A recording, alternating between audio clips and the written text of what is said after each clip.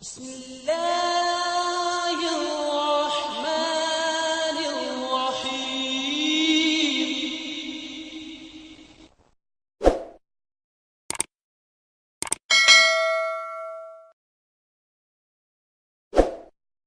وعلیکم السلام محترم. ایک غیر احمدی عالم محمد پالن حقانی نے ایک کتاب لکھی جس کا نام ہے شریعت یا جہالت. اس کتاب میں وہ لکھتے ہیں کہ حضرت عیسیٰ علیہ السلام قرب قیامت بجسد انصری آئیں گے تو حضرت محمد عربی صلی اللہ علیہ وسلم کی نبوت میں کوئی فرق نہیں ہوگا. وہ مثال یہ دیتے ہیں کہ اگر ایک تحصیلدار اپنے دفتری کام کے تحت شہر سے باہر چلا جائے اور ایک عرصے کے بعد اگر وہ واپس آئے گا تو کیا وہ تحصیلدار نہیں رہے گا؟ یہ ان کی مثال ہے.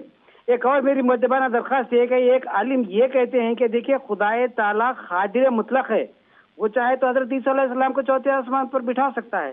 تو ان ہر دو اعتراضات کا جواب سے آپ نوازیں. جی جزاکم اللہ احسن رضا. محترم منیر خادم صاحب سے درخواست ہے.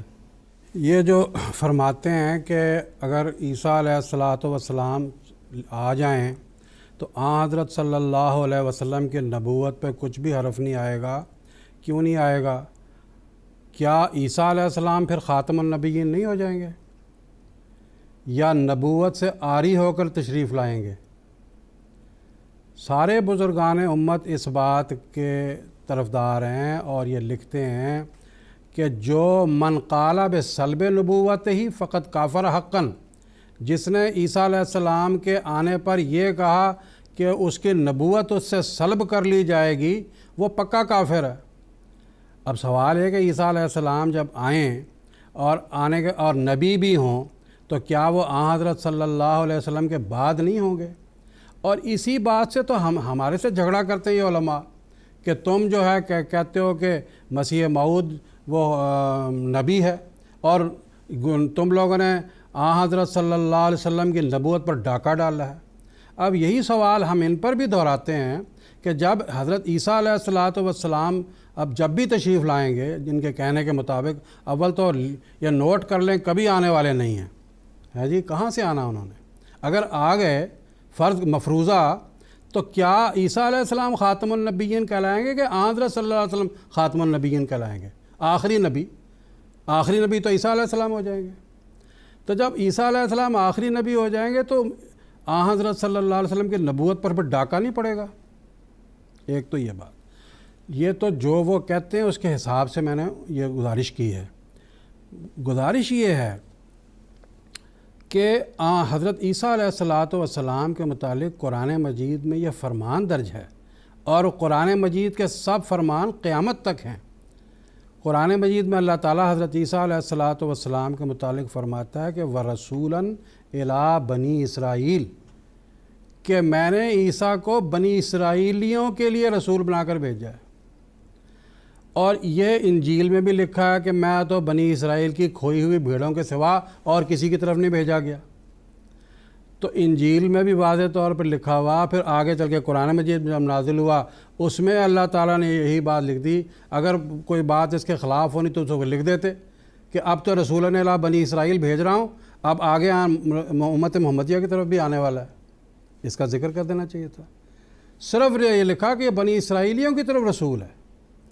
اب جس کے متعلق لکھا ہے کہ وہ بنی اسرائیلیوں کی طرف رسول ہے اور وہ ایک محدود زمانے کے لیے محدود قوم کے لیے آیا تھا، وہ اس کی جو نبوت اتنی بڑھا دی جائے گی کہ وہ ایک عالمگیر نبی بن جائے گا اور اس کے اوپر دوبارہ گویا کہ قرآن مجید کا نزول ہوگا.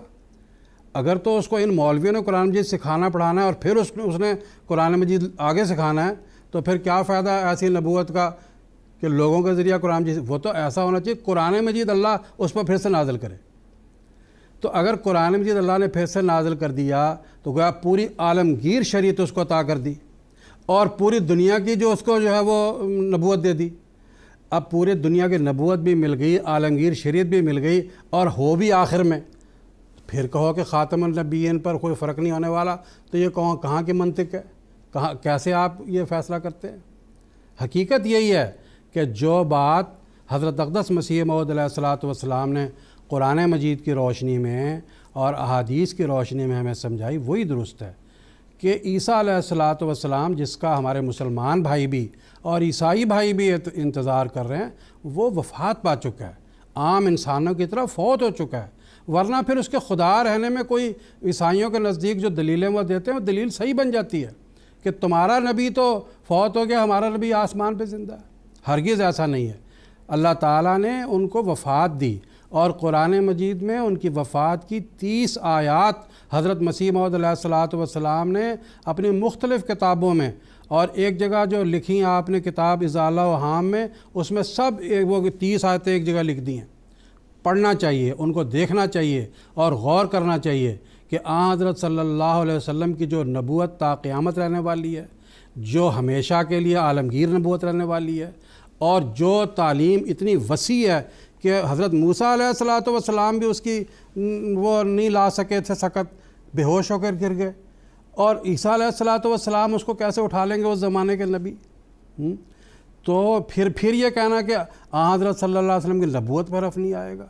ہاں، تب حرف نہیں آئے گا جب حضرت صلی اللہ علیہ وسلم کی امت میں سے ہی آپ کا غلام، آپ کا شاگرد رشید بن کر وہ پھر جو ہے وہ اس قرآن کو سیکھ کے اللہ سے لوگوں میں اس کو رائج کرے، تو اس سے حضرت صلی اللہ علیہ وسلم کی حتق عزت لازم نہیں آتی، اور اس سے حضرت صلی اللہ علیہ وسلم کی ختم نبوت نہیں ٹوٹتی، بلکہ خاتم النبیین کا ایک ایسا عجیب و غریب اور عظیم الشان فیض دنیا میں ظاہر ہوتا ہے کہ آج تک دنیا نے کبھی کسی نبی کا ایسا فیض نہیں دیکھا ہوگا۔